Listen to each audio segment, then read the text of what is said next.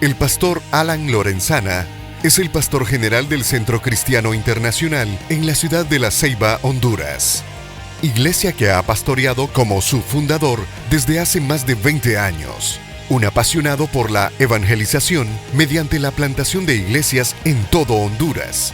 Su deseo de servir al Señor ha sido la luz de esperanza para cientos de personas que han sido alcanzadas mediante este método de evangelización. Recibamos con un fuerte aplauso al pastor Alan Lorenzana. Hola hermanos, pastor Alan Lorenzana desde la ciudad de La Ceiba en la República de Honduras. Es un gozo para mí estar en esta hora con ustedes compartiendo la palabra del Señor en el ambiente de nuestro Congreso México Sur 2023 por invitación de nuestro pastor y presbítero Mario Valencia. El tema que me han asignado el día de hoy para compartir con ustedes es aquello que aborta la multiplicación. ¿Cuáles son los enemigos que impiden la sana multiplicación y extensión del reino de Dios por parte de la iglesia? A manera de introducción, quiero compartir un poquito los conceptos de este tema de forma particular. ¿Por qué multiplicar? Para empezar, ¿por qué tendríamos que multiplicar? La razón es porque el corazón del Padre está en esto.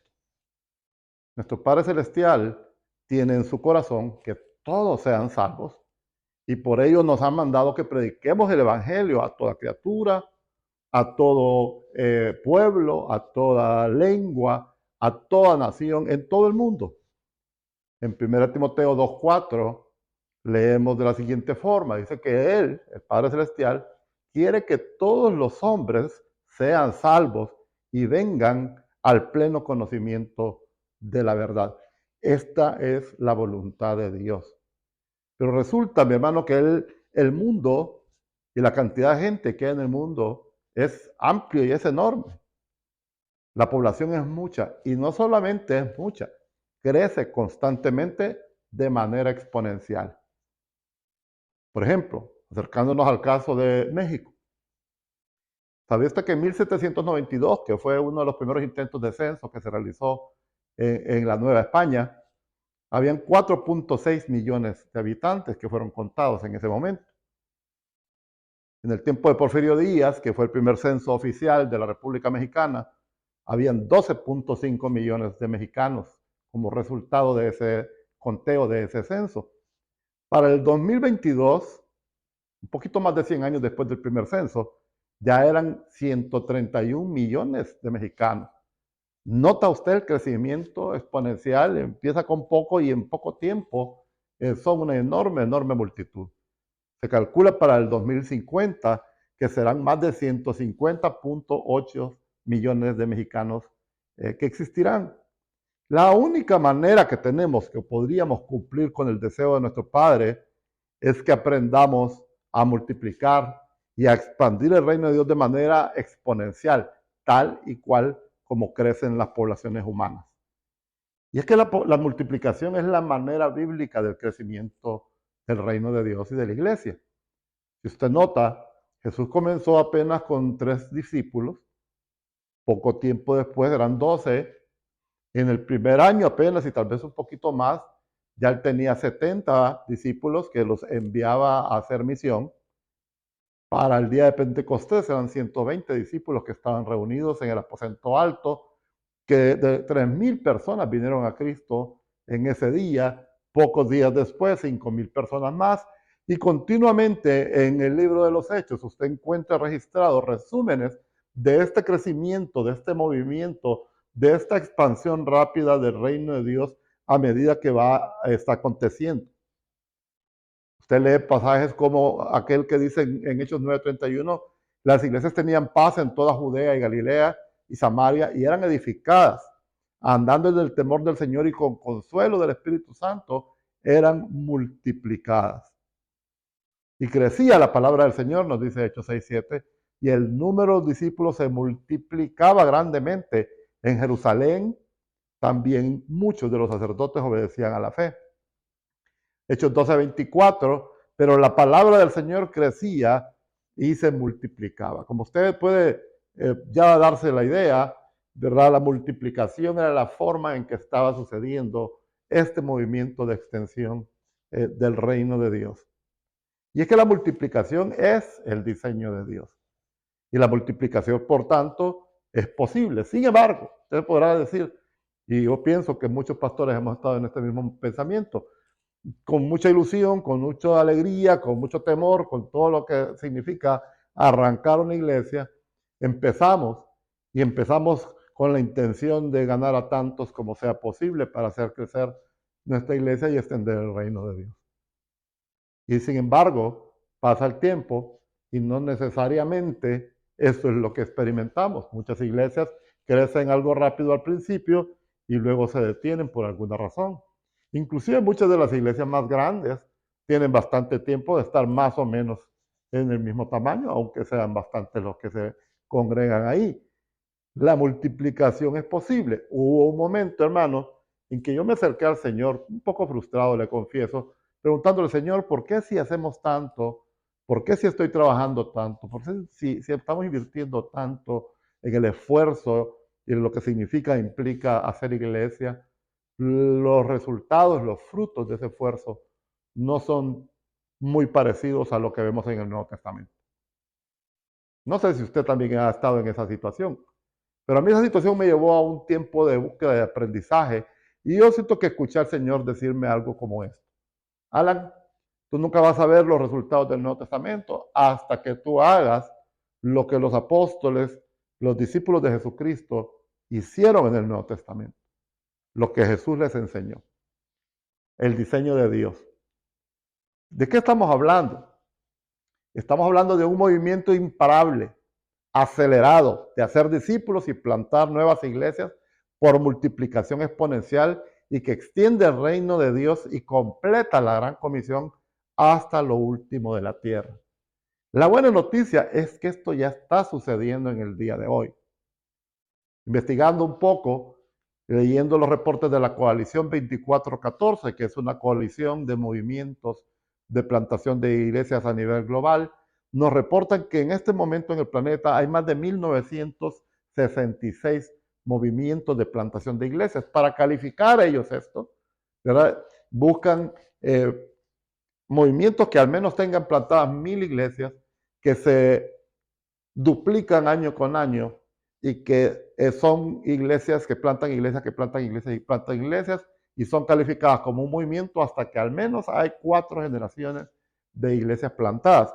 Usan algunos criterios bastante astringentes y estrictos para tratar de enfocarse y poder decir esto es un movimiento. Están sucediendo en toda África, están sucediendo en Oceanía, están sucediendo en Asia, están sucediendo prácticamente en todo el planeta. En los lugares donde menos están sucediendo los movimientos son en Europa Occidental, en Canadá, Estados Unidos y, oiga, en Latinoamérica. ¿Por qué será? ¿Cuáles son estos enemigos, verdad, que abortan la multiplicación y que nos impiden alcanzar niveles de crecimiento y de extensión del reino de Dios bíblicos? Bien, hay que entender primero qué es lo que tenemos que multiplicar.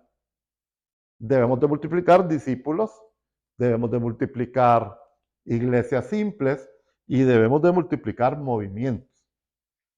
Ahora, ¿cuáles son estos enemigos? Primero, déjeme decirle, la falta de comprensión. No tener un claro entendimiento acerca de lo que es la multiplicación y cuáles son aquellos elementos que la hacen posible. La multiplicación, mi hermano, no es lo mismo que la suma. Ni siquiera es lo mismo que una suma rápida. Por supuesto que ambas son operaciones positivas, pero no son iguales. Los cristianos modernos, a lo sumo, sabemos sumar, sobre todo los occidentales.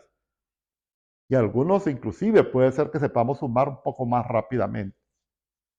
Sin embargo, también hay muchos que son buenos para restar y otros que son buenísimos para dividir. La verdadera multiplicación, quiero que entienda, y esto es lo que quiero compartir con usted el día de hoy, es generacional. ¿Qué quiero decir con generacional? Lo que no quiero decir es que sucede cuando usted se muere y viene otro a sustituirlo. Estoy hablando de generaciones de discípulos que hacen discípulos a su vez, que hacen discípulos, que hacen discípulos. Esto lo encontramos registrado en 2 Timoteo 2:2. Pablo le está instruyendo a Timoteo y le dice: lo que has oído de mí delante de muchos testigos, esto encarga a hombres fieles que sean idóneos para enseñar también a otros. Aquí encontramos 4 generaciones de discipulado.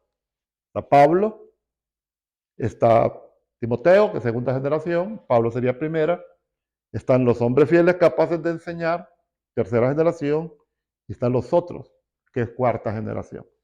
Sin embargo, déjeme decirle, Pablo no era primera generación. Pablo fue discípulo de alguien más.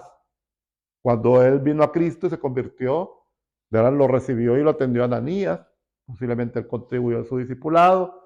Más adelante en el camino vemos que Bernabé también le ayudó, lo acompañó y luego se convirtió en acompañante de él y socio de él en la misión. Es decir, Pablo no era primera generación. Pablo, pensando que Bernabé pudo haber sido uno de los 70, según tradiciones cristianas, Pablo, ¿verdad?, era cuarta generación. Bernabé era tercera generación, los 12 eran segunda generación y por supuesto Jesús es primera generación. Aquí Pablo describe ese proceso mediante el cual la iglesia original extendió el reino de Dios a toda velocidad. La multiplicación empieza entonces, no cuando tú haces discípulos, pastor, o hermanos líderes, sino cuando tus discípulos empiezan a hacer discípulos y sus discípulos hacen discípulos. Y eso es lo que produce la exponencialidad y la multiplicación acelerada. No es porque tú hagas muchos discípulos, es porque hagas discípulos capaces de hacer discípulos. En la parábola del sembrador, Jesús nos dice que la buena tierra produciría cual a 30 por 1, cual a 60 por 1, cual a 100 por 1. Por mucho tiempo, mi pensamiento era que era el 30% o 60% o 100%. Pero lo que el Señor está diciéndonos aquí es algo completamente distinto. Cuando Él nos dice 100 por 1, significa que esa semilla una que cayó produjo 100 más.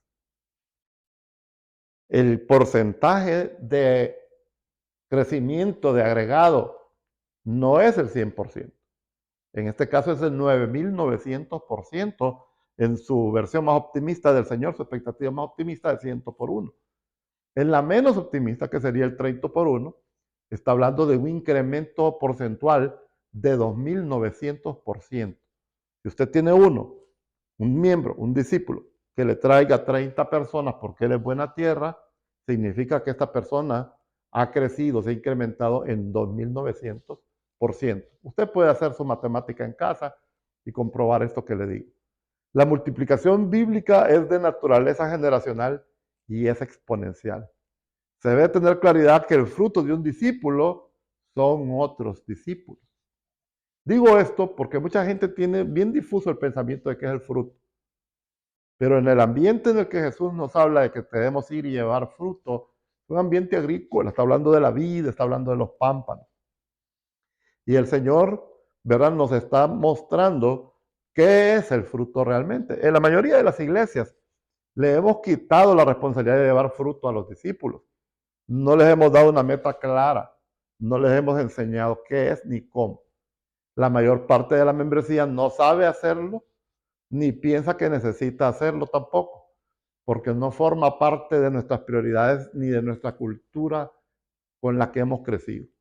Pero ¿qué nos dice Jesús? Cuando usted abre su Biblia en Juan 15 y empieza a leer este pasaje, usted encuentra que Jesucristo dice primero que hay no fruto, hay gente que solo son hojas, nada de fruto, nada de uva. El fruto es la uva. Y luego dice, ¿verdad?, que esos son eliminados. Los que no dan fruto no sirven. Se quitan, se botan, se arrancan y se queman. Y luego dice que hay gente que lleva fruto. Y luego dice que esos que llevan fruto hay que podarlos, que hay que cortarles para que lleven más fruto. Pero también termina diciendo en Juan 15:8, en esto he glorificado a mi Padre, en que vayan y den mucho fruto y así prueben que son verdaderamente mis discípulos. Un discípulo verdadero es un creyente que da fruto. Ahora, ¿cuál es el fruto? Es muy sencillo, pregúntate. ¿Cuál es el fruto de una parra de uvas? Es fácil. Uvas. ¿Cuál es el fruto de un árbol de mangos? Pues mangos. ¿Cuál es el fruto de una palma de cocos? Cocos. ¿Cuál será el fruto de un discípulo, crees tú? ¿Sí? Acertaste. Discípulos. ¿Cuál será el fruto de una iglesia? Correcto. Otras iglesias. Ahora, ¿cuáles son entonces el obstáculo? No estar claro en estas cosas, no entender que el fruto que Dios está esperando de la vida de un creyente son otros creyentes. Y que el fruto de Dios está esperando de la iglesia que tú plantaste no es solo tu iglesia, es que tu iglesia de iglesias, que se multiplique y produzca, ¿verdad? Conforme a su género y conforme a su especie. Ahora, un segundo obstáculo, un segundo problema que vamos a encontrar para la multiplicación de eh, la iglesia y de discípulos. ¿Ok? Una visión mezquina, una visión miope. Este es el segundo enemigo que impide fructificar y crecer y multiplicar. Esto es cuando solo podemos ver nuestro campo de cosecha inmediato, el salón de nuestra iglesia local, nuestro barrio o ciudad, y nos olvidamos hacer aquello que el Señor nos pide y nos manda que hagamos, y es levantar nuestra mirada, dice Él, y miren que la mies es inmensa, es mucha. Hay una cosecha que es global. Antes de irse, Jesús le dice a sus discípulos, recibirán poder cuando el Espíritu Santo descienda sobre ustedes. Y serán mis testigos y le hablarán a la gente acerca de mí en todas partes, en Jerusalén, por toda Judea, en Samaria y hasta los lugares más lejanos de la tierra. Oiga, y esto se lo está diciendo el Señor a un grupo de seguidores, la mayoría de los cuales nunca había viajado más allá de 100 kilómetros de su casa en toda su vida. Toda iglesia local, hermano, es además una iglesia global y debe de tener una visión del tamaño del mundo. Cuando hemos tenido fruto, eso nos impide tener más fruto. Es lo que está diciendo Juan, si usted ya llevó fruto, usted necesita ser podado. Si usted no es podado, lo que va a suceder es que no va a llevar más fruto. Lo que necesitamos es ser podados para poder dar más. Necesitamos podar las ramas de un año y hacer esquejes. Esquejes son ramitas que se siembran para plantarlas y formar nuevas parras que den más fruto. Si usted corta las ramas muy verdes, muy nuevas, no van a enraizar. Y también si ya son demasiado viejas, también cuesta que enraícen. Es usual, hermano, que aquellos que han dado un poco de fruto piensen que eso es todo. Se conforman con poco. Y eso detiene la multiplicación. Uno de los grandes enemigos de la multiplicación es un poquito de éxito en el ministerio, porque nos sentimos satisfechos. Y aún aquellos que han dado más fruto no saben que podrían haber dado y dar aún 100 veces más y se duermen en sus laureles. Piensen cuánta gente se bautiza al año en una iglesia de 60 a 100 miembros. Posiblemente, si somos como la mayor parte de las iglesias, hacemos 1 o 2 eventos de bautismo al año y terminamos bautizando una docena más o menos de personas y con un poco de descuido a veces ni siquiera eso. O sea que en todo un año, hermano, 60 discípulos fieles del Señor apenas pudieron ganar a 12 personas para Cristo y llevarlas a las aguas del bautismo. ¿Y en qué estamos gastando nuestro tiempo, el dinero que invertimos en la iglesia, los recursos humanos, toda la gente que está ahí, para que nuestra productividad sea tan baja? Según el estándar que recién estábamos viendo de Jesús, somos buena o mala tierra. La productividad esperada por Dios es al menos 30 por 1. Y esto por ciclo de cosecha.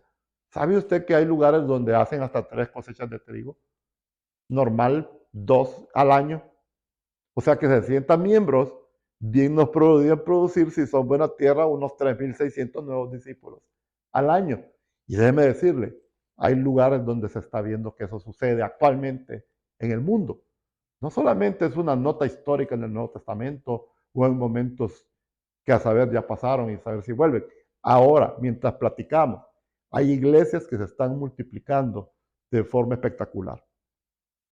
Ahora, un tercer obstáculo, enemigo que aborta la multiplicación y el crecimiento de la iglesia es la concentración de la autoridad. Esto de la concentración de la autoridad también tiene un amarre ahí con algo que se llama el culto a la personalidad.